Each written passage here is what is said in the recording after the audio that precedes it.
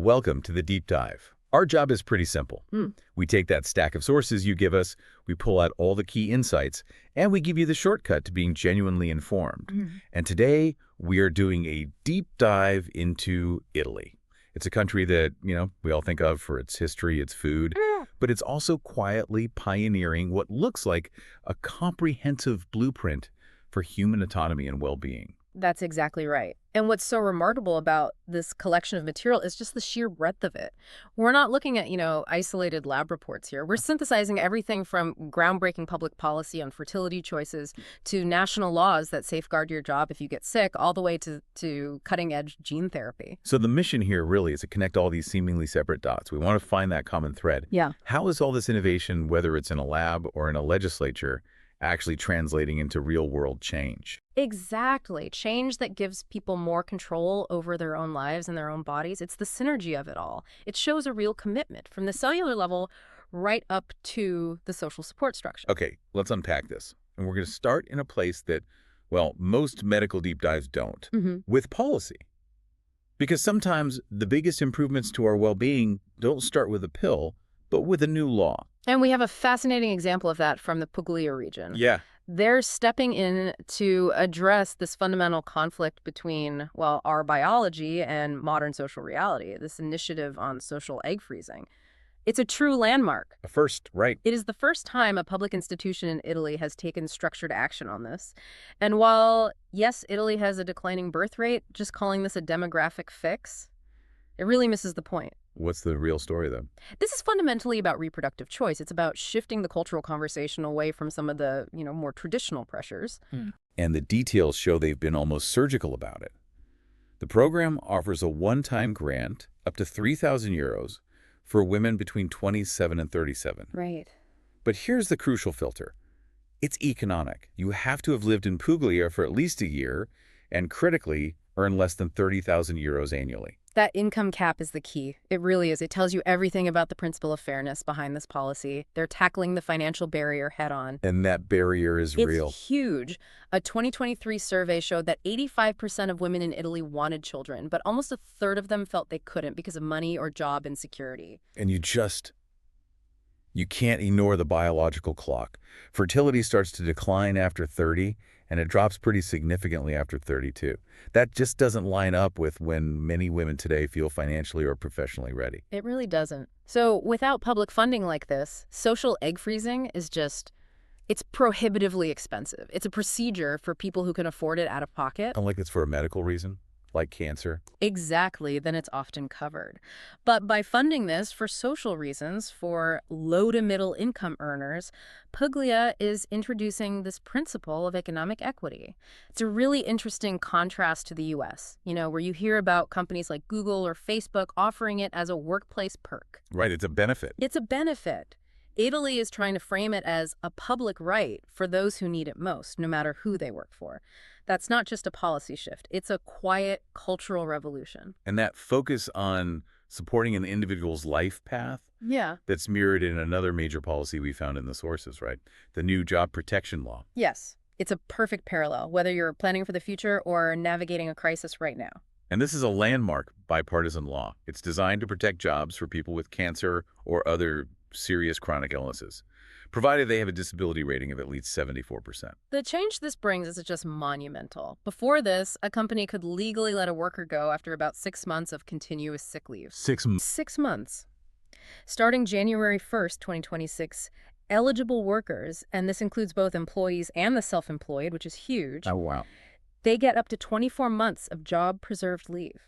2 years. 2 years. And it can be taken all at once or broken up. That completely changes the landscape for someone facing, say, an aggressive chemo regimen. It takes away that awful pressure of losing your job on top of fighting for your health. And it seems forward-thinking, too, because it's not just about the leave. It's about what happens after. Precisely. When they return, employees get priority for remote work agreements if their job allows for it.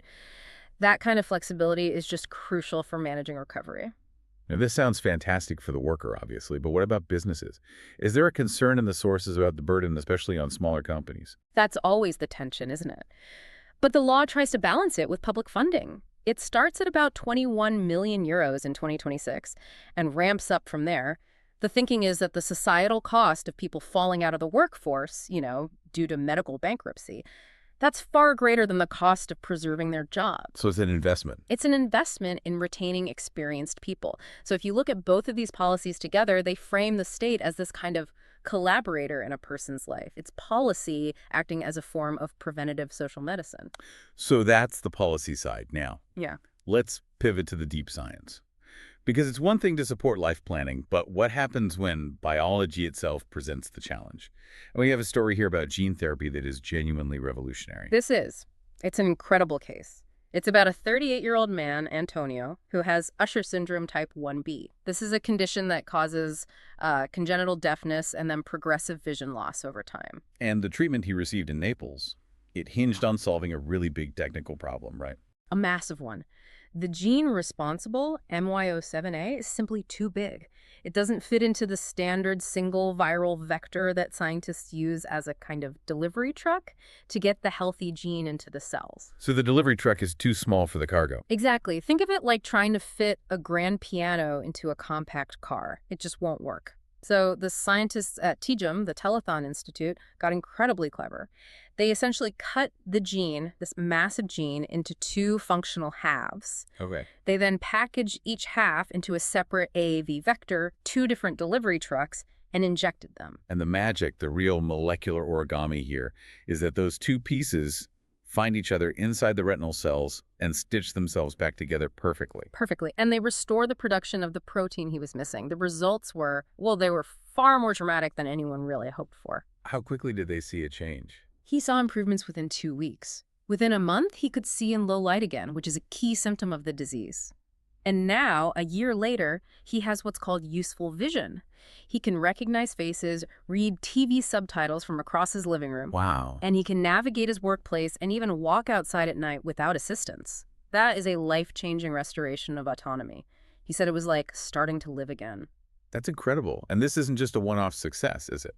No, and that's the crucial part. This dual vector platform is now in a phase 3 trial with 7 more patients treated. It's a potential solution for so many other inherited diseases that are caused by these large genes. It's a huge deal.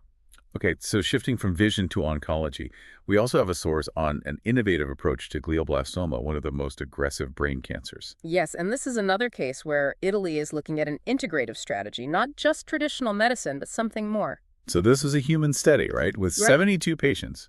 That's right. The core idea was to administer 2 natural compounds, curcumin and polydatin, alongside the standard chemotherapy, temozolomide. What's the thinking there? Why that specific combination? Because glioblastoma is notoriously resistant to treatment. It is. The researchers were building on earlier work that suggested these compounds could work synergistically. They might actually make the cancer cells more sensitive to the chemotherapy, helping to overcome that resistance. And the delivery method seems important here, too. Absolutely critical. They used a patented gel that dissolves under the tongue. Sublingually. Right, and that helps it get absorbed more directly into the bloodstream, bypassing some of the digestive system to, hopefully get more of the compound where it's needed. So just to be clear, this isn't a replacement for chemotherapy. Not at all. It's an augmentation strategy. The goal is to make the gold standard treatment work better and maybe even manage some of the harsh side effects, like brain swelling, which they address with another compound, boswellia. It's about optimizing the whole protocol. Okay, moving from clinical trials to the absolute pinnacle of medical craft. Let's talk about the individual surgeon who's become a global benchmark for excellence. We're talking about Cesare Faldini, a 54-year-old orthopedic surgeon from Florence who's now the director at the Rizzoli Orthopedic Institute in Bologna. And his list of awards is It's unparalleled. He's the most decorated orthopedic surgeon in the world, 30 honors in the last decade. And he was recently honored by the American Academy of Orthopedic Surgeons, the AAOS. Their video library is basically the global gold standard for surgical training. And his videos are now featured there. He's literally writing the textbook on best practices. He is. He's a pioneer in so many areas, but he's probably best known for the bikini incision technique for hip replacements. It's a minimally invasive approach that means faster recovery, better outcomes. And there's a humanitarian side to his work as well. Yes, he travels regularly to Cameroon for missions to provide complex orthopedic care for children with severe deformities. It's medical leadership in its purest form. So if Faldini represents the mastery of the human hand, Our next source represents the fusion of biology and technology. This bio-inspired artificial skin. This is genuinely the stuff of science fiction. It's a project between Italian and Brazilian researchers. Get this. It's a wide-area artificial skin that can tell you where it's been touched with millimeter precision and also how hard it was touched. The hardware is a flexible surface that's embedded with optical fiber sensors. But the real magic, the secret sauce, is the software. It uses something called a spiking neural network.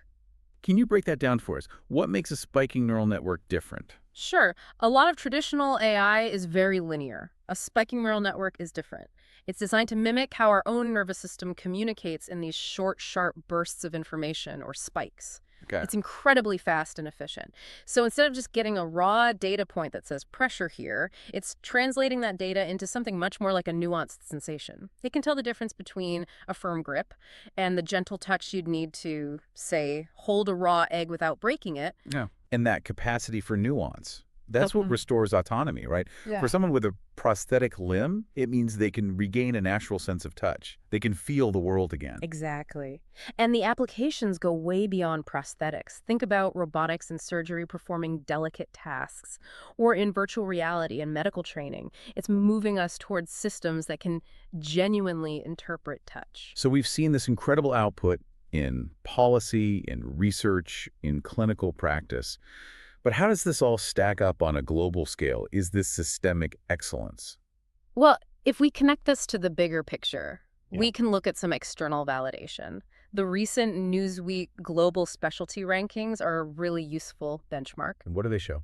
They show that Italy has 8 hospitals ranked in the global top 20 across a whole range of different specialties. 8 in the top 20. That's a serious concentration of quality. That validates everything we've been talking about. It does. You see Gemelli Hospital in Rome ranking 3rd in the world for obstetrics and gynecology and 10th for gastroenterology. Bambino Gesù, also in Rome, is 6th in the world for pediatrics, a top 10 hospital for complex children's care. And I see a connection here. The Rizzoli Institute in Bologna, where Cesare Faldini works, is 11th globally for orthopedics. The IEO in Milan, 11th for cancer care. It's not just one or two standouts. It's systematic. You also have Besta in Milan, which ranks 14th in neurology and 17th in neurosurgery, and Monzino at 14th in cardiology. These rankings are based on peer reviews, patient outcomes. They show Italy as a destination for world-class care across the board. So we've covered this incredible range today, from laws that protect your fertility choices in your job, to genetic origami that restores sight, to new ways of treating cancer, to the very edge of surgical craft and sensory tech. The common thread through all of it seems to be this integrated effort to use complex science and smart policy to improve quality of life and give autonomy back to the individual. So what does this all mean? I think it means that real innovation isn't just one discovery in a lab. The true success is in the integration. It's the whole journey, from a regional policy on egg freezing to the hands of a gifted surgeon to the global ranking of a hospital that turns all that rigor into real public benefit. Right. Italy's story here shows how focused support, whether it's from a policy or a piece of tech, can fundamentally change the narrative around illness, life choices, and impairment. It's about giving people back control. And that brings us to our final provocative thought for you to take away.